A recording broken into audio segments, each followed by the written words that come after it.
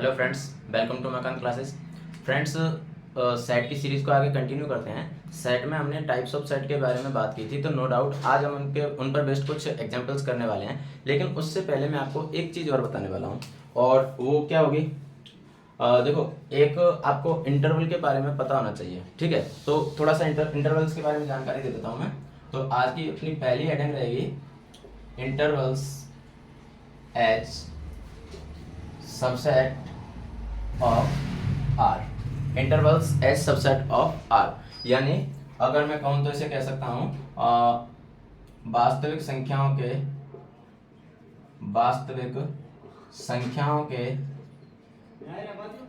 उपसमुच्चय के रूप में अंतराल। तो ये आज की अपनी हेडिंग रहने वाली है पहली, और इसके बाद में फिर हम करने वाले हैं एग्जांपल्स, ठीक है। तो देखो, वास्तविक संख्याओं के उपसमुच्चय के रूप में जब हम अंतराल की बात करते हैं तो बेसिकली हम दो तरह के अंतराल पढ़ते हैं। इंटरवल्स कितने तरह के पढ़ते हैं? दो तरह के। कौन से? एक तो ओपन इंटरवल और दूसरा क्लोज इंटरवल, ठीक है। बात ही आती है कि इंटरवल होते क्या हैं, ठीक है। तो इंटरवल का मतलब हम पढ़ने वाले हैं। देखो, इंटरवल का मतलब जब भी आप किसी सेट को लिखोगे, किसी सेट के जब एलिमेंट को लिखते हो तो उसको कर्ली ब्रैकेट में लिखते हो, ठीक है। तो यहाँ पर जो हम इंटरवल की बात करने वाले हैं, जैसे मान लो आपने लिखा जब आप उसे रोस्टर फॉर्म में लिखते हो, सॉरी सेट बिल्डर फॉर्म में लिखते हो सेट को, तो जैसे आपने लिख दिया, मान लो कि -5 लेस देन और equals to x less than और इक्वल्स टू 7, जैसे मान लो आपने ये लिख दिया, ठीक है। अब इसका मतलब क्या है? इसका मतलब है कि -5 इसमें शामिल है, क्योंकि यहाँ पर क्या लगा हुआ है? लेस देन और इक्वल्स टू लगा हुआ है। सिमिलरली यहाँ पर 7 भी क्या है? शामिल है। तो अब इसको जब हम ब्रैकेट के फॉर्म में लिखते हैं, इंटरवल के फॉर्म में लिखते हैं, तो कैसे लिखते हैं? देखो, जैसे आपने लिखा -5, 7, जैसे आपने ये लिखा और इसको बंद कर दिया किसमें? छोटे ब्रैकेट में। एक आपने लिखा -5, 7 और इसको बंद कर दिया किसमें? बड़े ब्रैकेट में। नो डाउट आपने अभी ब्रैकेट को केवल सिंप्लीफिकेशन में देखा होगा। सिंप्लीफिकेशन में आपने देखा होगा कि पहले पैरेंथेसिस को सॉल्व करते हैं, फिर कर्ली ब्रैकेट को सॉल्व करते हैं, फिर स्क्वायर ब्रैकेट को सॉल्व करते हैं। लेकिन यहाँ पर हम इंटरवल की बात कर रहे हैं। इंटरवल का मतलब क्या होगा? अब देखो, यहाँ से फिर दो तरह के इंटरवल आ जाते हैं। कौन से? एक तो ओपन इंटरवल, और इसको हिंदी में बोल देते हैं विवृत अंतराल, ठीक है। दूसरा होता है क्लोज्ड इंटरवल। अब क्लोज्ड इंटरवल का मतलब क्या होता है? क्लोज्ड इंटरवल का मतलब होता है समृत अंतराल। अब इसे आप खुला और बंद अंतराल भी बोल सकते हो, ठीक है। विवृत या ओपन। विवृत का मतलब क्या होता है? विवृत का मतलब होता है बड़ा, और बड़े का मतलब कोई भी चीज जब खुली हुई होगी तो बड़ी होगी, ठीक है। जैसे आपने रामायण के संदर्भ में वो चीज देखी होगी, जब हनुमान जी लंका के लिए जा रहे थे, तो उस टाइम पर उनको सुरसा नाम की राक्षसनी मिली थी समुद्र में।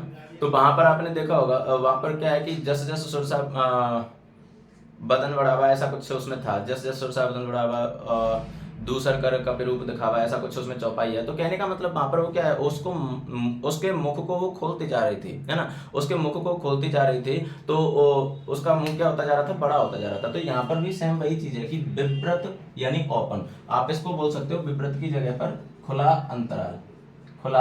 अंतराल, ठीक है। सिमिलरली यहाँ पर आप इसको बोल सकते हो बंद अंतराल, ठीक है। अब खुला अंतराल और बंद अंतराल, इन दोनों में फर्क क्या है? खुला अंतराल को आप हमेशा रिप्रेजेंट करोगे किससे? स्मॉल ब्रैकेट से, ठीक है। स्मॉल ब्रैकेट से। और बंद अंतराल को हमेशा आप रिप्रेजेंट करोगे किससे? स्क्वायर ब्रैकेट से। कर्ली ब्रैकेट का यहाँ पर काम नहीं होता है, ठीक है। तो विवृत अंतराल को आप रिप्रेजेंट कर रहे हो किससे? स्मॉल ब्रैकेट से। और समृत अंतराल को आप रिप्रेजेंट कर रहे हो किससे? स्क्वायर ब्रैकेट से, ठीक है। अच्छा, इन दोनों में फर्क क्या है? तो इन दोनों में जो मेन फर्क है ना, जो मेन डिफरेंस है, वो ये है कि इसमें यानी खुले अंतराल में, यानी मैं कह सकता हूं कि ओपन इंटरवल में, इसमें एंड पॉइंट शामिल नहीं होते हैं। और इसमें यानी मैं कह सकता हूं क्लोज्ड इंटरवल में एंड पॉइंट इंक्लूड होते हैं, ठीक है। इसमें एंड पॉइंट इंक्लूड होते हैं, एंड पॉइंट शामिल होते हैं। क्लियर है? तो दोनों में डिफरेंस समझ में आया? दोनों में क्या डिफरेंस है? अब बात आती है एंड पॉइंट क्या वाला है। तो एंड पॉइंट जैसे मैंने अभी आपको एक एग्जांपल दिया था -5 लेस देन और equals to x less than और इक्वल्स टू 7, ये मैंने एक एग्जांपल दिया था। तो आप इसको कैसे लिखोगे? इसको देखो यहाँ पर दोनों तरफ इक्वल्स टू लगा है, मतलब दोनों तरफ मतलब -5 भी इसमें शामिल है और 7 भी इसमें शामिल है। और मैंने क्या बोला कि एंड पॉइंट इसमें इंक्लूड होते हैं, किसमें? क्लोज्ड इंटरवल में। तो इसका मतलब है आप इसको लिख सकते हो -5, 7 और इसको बंद कर दोगे किसमें? स्क्वायर ब्रैकेट में। ठीक है। सिमिलरली अगर जैसे मान लो मैंने लिखा -5 less then x less than 7, तो इसको फिर आप लिख दोगे किसमें? स्मॉल ब्रैकेट में, -5, 7। क्लियर है? अब देखो जैसे मान लो अगर ऐसे हो जाए तो कि -5 लेस देन और equals to x less than 7, मतलब एक तरफ तो शामिल है और दूसरी तरफ शामिल नहीं है, तो ऑब्वियस सी बात है कि जिस तरफ शामिल है उस तरफ से तो क्लोज कर दो, जिस तरफ शामिल नहीं है उस तरफ से ओपन कर दो। क्लियर है? तो देखो ये हो जाएगा -5, 7, इस तरफ से ओपन कर दो और इस तरफ से क्लोज कर दो। ये इंटरवल का मतलब होता है। अब इनका यूज कहाँ होता है? तो अब जब आप इनको नंबर लाइन पर रिप्रेजेंट करोगे, जैसे मान लो देखो जैसे आपने ये नंबर लाइन ड्रॉ की, ठीक है, नंबर लाइन ड्रॉ की, और जैसे मान लेते हैं कि ये है -5, -4, -3, -2, -1, 0, 1, 2, 3, 4, 5, 6, 7। जैसे मान लो इसे आप नंबर लाइन पर ड्रॉ कर रहे हो, तो अगर मैं इस फॉर्मेट में बात करूं, इस फॉर्मेट में, ठीक है, तो मतलब जहां पर दोनों बाउंड्री शामिल हैं, तब आप क्या करोगे? जैसे -5 यहाँ पर ये सर्कल किया और यहाँ पर 7 पर भी ये आपने सर्कल कर दिया, और सर्कल करने के बाद में अंदर से वो डॉट होना चाहिए। ठीक है। उसके बाद में जैसे मान लो आप इसे ओपन इंटरवल में रखते हैं, मतलब दोनों एंड पॉइंट शामिल नहीं होते, तब आप क्या करते? तब आप यहाँ पर से जो डॉट नहीं लगाते, अंदर से इसको क्या रखते? खुला रखते।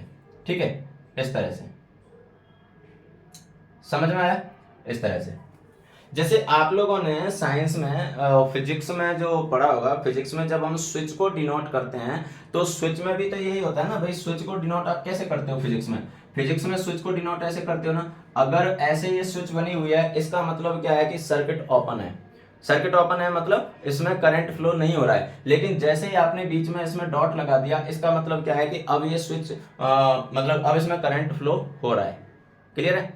मतलब ये सर्किट अब कैसा हो गया? क्लोज हो गया। तो क्लोज हो गया तो इसमें करंट फ्लो हो रहा है। ठीक है, तो आप वहां से इसको कनेक्ट कर सकते हो। ठीक है, तो ये मैंने वास्तविक संख्याओं के उपसमुच्चय के रूप में मैंने अंतराल के बारे में थोड़ी सी जानकारी आपको दी थी।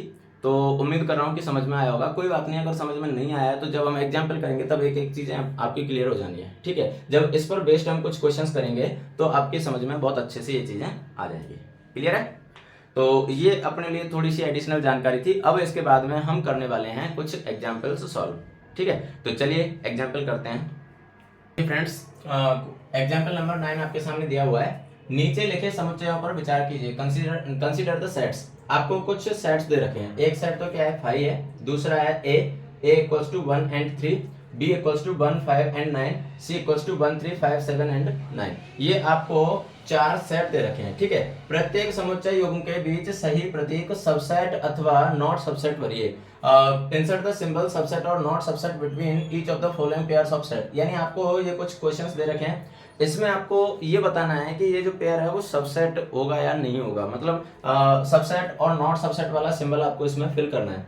अब देखो कैसे फिल करेंगे। सबसे पहली बात, 5 बी का सबसेट है या नहीं। देखो ये तो 5 है, ये बी का सबसेट है या नहीं है। अब मैंने आपको जब सबसेट बताया था उस टाइम पर बेटा मैंने आपको बताया था कि प्रत्येक सेट खुद का सबसेट होता है, और 5 यानी जिसको हम एम्प्टी सेट बोलते हैं, वो भी प्रत्येक सेट का सबसेट होता है। तो अब यहां पर भी इसने यही बोला है ना, 5 और ये भी, तो 5 बी का सबसेट होगा क्या? प्रत्येक सेट का सबसेट होता है 5। ठीक है, तो इसलिए यहां पर सिंबल क्या आ जाएगा? सबसेट। क्लियर है? समझ में आया? क्यों? अगर आपको आप डायरेक्ट इस क्लास में आए हो तो शायद आपको समझ में नहीं आया, तो इसलिए पहले आप पहले वाली क्लास देख लें जहां पर मैंने सबसेट को पढ़ाया। इससे जस्ट पहले वाली क्लास में, वहां पर मैंने आपको ये चीजें बहुत अच्छे से क्लियर की हैं। ठीक है, तो यहाँ पर 5 के लिए क्या आ जाएगा? सबसेट। उसके बाद में ए और बी के लिए चेक करो। देखो ए में क्या है? ए में है 1। ठीक है, ए में क्या है? 1, और बी में भी क्या है? 1 है। ए में क्या है 3, लेकिन बी में तो 3 है ही नहीं, मतलब 3 ओनली ए का एलिमेंट है, बी का नहीं है। जबकि सबसेट का मतलब क्या होता है कि कोई भी सेट किसी दूसरे सेट का सबसेट तब हो सकता है जब उस सेट के सारे एलिमेंट दूसरे सेट में हो। यानी ए के अगर सारे एलिमेंट बी में होते तो ए बी का सबसेट हो जाता। लेकिन आप देख पा रहे हो कि ए तो है बी में लेकिन 3 नहीं है, सॉरी 1 तो है बी में लेकिन 3 नहीं है, ठीक है। तो इसलिए यहां पर क्या आ जाएगा, नॉट सबसेट आ जाएगा। समझ में आया क्या आया, ठीक। उसके बाद में ए और सी के लिए आप जब देखोगे तो देखो ए में क्या है 1 है और सी में क्या है, यहाँ भी 1 है। ए में क्या है 3 है और सी में क्या है, यहाँ भी 3 है। तो इसलिए ए सबसेट ऑफ सी, क्योंकि ए के सारे एलिमेंट किसमें हैं, सी में हैं, इसलिए सी का सबसेट हो जाएगा ए। हाँ, अगर ये उल्टा होता कि सी सबसेट ऑफ ए तो फिर गलत हो जाता है ना, फिर नहीं होता। क्यों नहीं होता, क्योंकि सी में तो 1 3 5 7 9 है और ए में केवल 1 और 3 है, तो 5 7 9 ए में नहीं है। तो C is not a subset of A but A is subset of C. Clear है, ओके। उसके बाद में बी के लिए देखो तो देखो बी में क्या है 1, यहां पर सी में क्या है 1, डी में क्या है 5, सी में क्या है 5, बी में क्या है 9, सी में भी 9, इसलिए यहां पर भी क्या आ जाएगा, सबसेट आ जाएगा। समझ में आया, बी के सारे एलिमेंट सी में अवेलेबल हैं, इसलिए B also a subset of C. Clear, okay. उसके बाद में अगला एग्जांपल देखो। अगले एग्जांपल में क्या बोला है कि मान लीजिए a equals to A E I O U and b equals to A B C and D. क्या a b का एक सबसेट है, क्या a b का एक उपसमुच्चय है, क्या b a का एक उपसमुच्चय है। Let a equals to A E I O U and b equals to A B C D. Is a subset of b, is B a subset of A. मतलब आपको दो सेट दे रखे हैं और दोनों ही सेट के लिए आपको म्यूचुअली चेक करना है कि वो एक सबसेट है या नहीं है। मतलब ए को बी के लिए चेक करना है और बी को ए के लिए चेक करना है। अब देखो सबसेट के लिए मैंने आपको बताया हुआ है, सबसेट के लिए आप कैसे चेक करते हो। जैसे मान लो ए को बी का सबसेट चेक करना है तो आप क्या करोगे, ए के सारे एलिमेंट अगर बी में हैं तब तो वो सबसेट है, अगर ए के सारे एलिमेंट बी में नहीं है तो फिर वो सबसेट नहीं है। तो बस चेक कर लो, देखो ए के एलिमेंट चेक करो। सबसे पहले ए में क्या है, ए है, बी में क्या है, ए है, मतलब इससे तो ये सबसेट हो रहा है पहले एलिमेंट से। तो उसके बाद में ए में क्या है, ई है, बी में ई कहीं दिख रहा है क्या, नहीं है। बस यहीं से पता चल गया कि A is not a subset of B, A B का सबसेट नहीं है। समझ में आया क्यों नहीं है। देखो इसमें ई है, इसमें नहीं है, हालांकि आगे भी और भी एलिमेंट है। जैसे देखो यहाँ पर आई है, यहाँ भी आई नहीं है, ओ है, यहाँ भी ओ नहीं है, यू है, यहाँ भी यू नहीं है। क्लियर है, तो आप कह सकते हो कि A is not a subset of B। Clear, okay. उसके बाद में पूछा है कि क्या B A का उपसमुच्चय है, तो B को चेक कर लो। देखो B में A है, A में A है, B में B है, लेकिन A में तो कहीं भी B नहीं दिखाई दे रहा, तो इसलिए आप कह सकते हो कि B also not a subset of A। ना तो A B का उपसमुच्चय है, ना ही B A का उपसमुच्चय है। ठीक है, कोई भी किसी का उपसमुच्चय नहीं है इन दोनों सेट में से। रीजन समझ में आ गया होगा। ए में ई आई ओ यू ये हैं जबकि बी में नहीं है, बी में बी सी डी है लेकिन इसमें नहीं है, तो इसलिए ये दोनों एक दूसरे के सबसेट नहीं होंगे। क्लियर है, तो ये थे आपके एग्जाम्पल नंबर 9 और 10। बहुत नॉर्मल से एग्जाम्पल थे, आपकी समझ में आसानी से आ गए होंगे। चलिए अब हम चलते हैं एग्जाम्पल नंबर 11 पर, जो आज का लास्ट एग्जाम्पल होगा। ठीक है, और फिर उसके बाद में क्लास को हम यही खत्म करेंगे। नो डाउट क्लास आज थोड़ी शॉर्ट है, बट बाकी चीजें कल क्लास में देखेंगे फिर। ठीक है फ्रेंड्स, 11th एग्जाम्पल में क्या बोला है, मान लीजिए ए बी और सी तीन समुच्चय हैं। यदि A belongs to B and B belongs to B is subset of C। देखो यहाँ पर तो बिलोंग्स टू है और यहाँ पर क्या है, सबसेट है। ठीक है, तो क्या ये सत्य है कि A सबसेट ऑफ C। यदि नहीं तो एक उदाहरण दीजिए। Let A B and C with three sets if A belongs to B and B subset of C is it true that A subset of C if not given an example। मतलब तीन set आपको दे रखे हैं A B और C। उसके बाद में क्या बोला है कि A बिलोंग कर रहा है B से, मतलब इसका क्या है कि जो A सेट है वो B का एक एलिमेंट है। बिलोंग का मतलब क्या होता है, उसका एक एलिमेंट है। ठीक है, और साथ में क्या बोला है, B is a subset of C। इसका मतलब B के सारे एलिमेंट किस में अवेलेबल हैं, C में अवेलेबल हैं। तो इसने पूछा है कि क्या फिर ऐसी सिचुएशन में A C का सबसेट होगा। अगर नहीं होगा तो फिर एक एग्जाम्पल देना है। तो देखो अपना आंसर तो होगा नहीं। ठीक है, अपना आंसर तो क्या होगा कि नहीं होगा ये ऐसा। ठीक है, क्यों नहीं होगा, इसने बोला है कि अगर ऐसा नहीं होगा तो फिर एग्जांपल दीजिए। तो देखो मैं आपके सामने कुछ एग्जांपल पेश कर रहा हूं। जैसे देखो मान लो मैंने लिखा a equals to a, b equals to a, B, sorry हाँ चलो बी लिख लो, कोई दिक्कत नहीं, बी एंड सी, और सी इक्वल्स टू मैंने लिखा मान लो ए बी सी डी और ई, ये मैंने 3 सेट ले लिए। अब आप यहां पर चेक करो, देखो इसने बोला है कि ए बिलोंग्स टू बी, देखो ए जो है वो बी का एक एलिमेंट है, भाई ए क्या है, ए के अंदर कर्ली ब्रैकेट के अंदर ए है, तो यहाँ पर भी ये ए है, तो इसका मतलब आप बोल सकते हो कि ए बिलोंग्स टू बी, मतलब ए बी का एक एलिमेंट है, ठीक है। उसके बाद में क्या बोला है कि बी सबसेट ऑफ सी, अब देखो बी का प्रत्येक एलिमेंट सी में है या नहीं है, देखो बी का प्रत्येक एलिमेंट उसमें है, देखो ए है तो यहाँ भी ए है, यहाँ बी है, यहाँ भी बी है, यहाँ सी है तो यहाँ भी सी है, तो आप कह सकते हो कि B is subset of C. फिर इसने पूछा है then it is true that A subset of C, तो देखो ए सी का एलिमेंट जरूर है, सबसेट नहीं है। देखो अगर आप लिखते हो ये वाला ए, तो ये तो क्या है, सी का एलिमेंट है। हाँ, इसी को आप ऐसे लिख सकते थे, ये क्या हो गया, सबसेट हो गया सी का।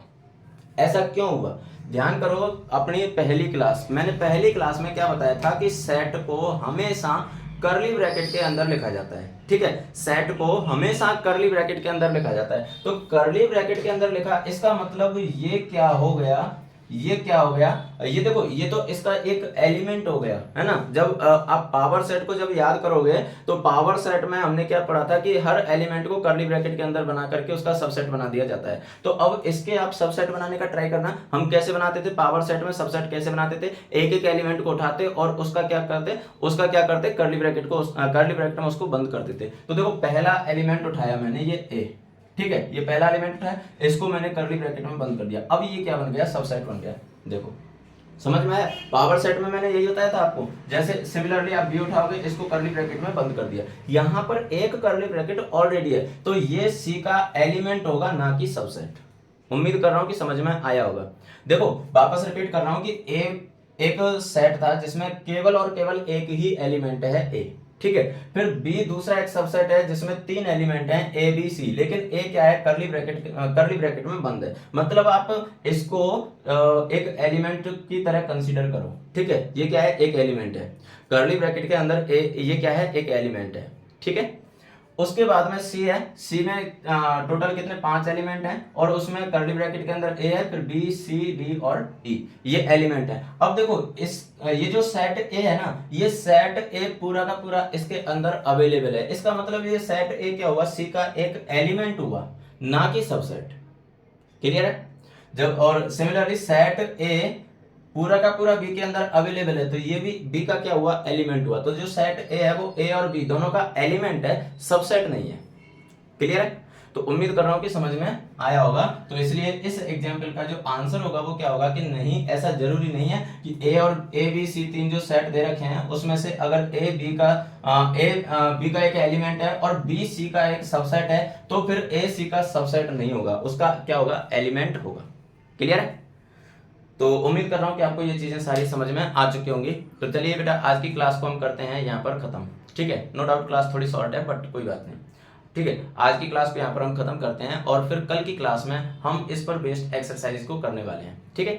चलिए तो मिलते हैं कल की क्लास में एक नए जोश, नए जुनून, नई एनर्जी के साथ में। तब तक के लिए हंसते रहिए, मुस्कुराते रहिए, पढ़ते रहिए, खेलते रहिए और सफलता की ओर बढ़ते रहिए। Bye bye, thank you.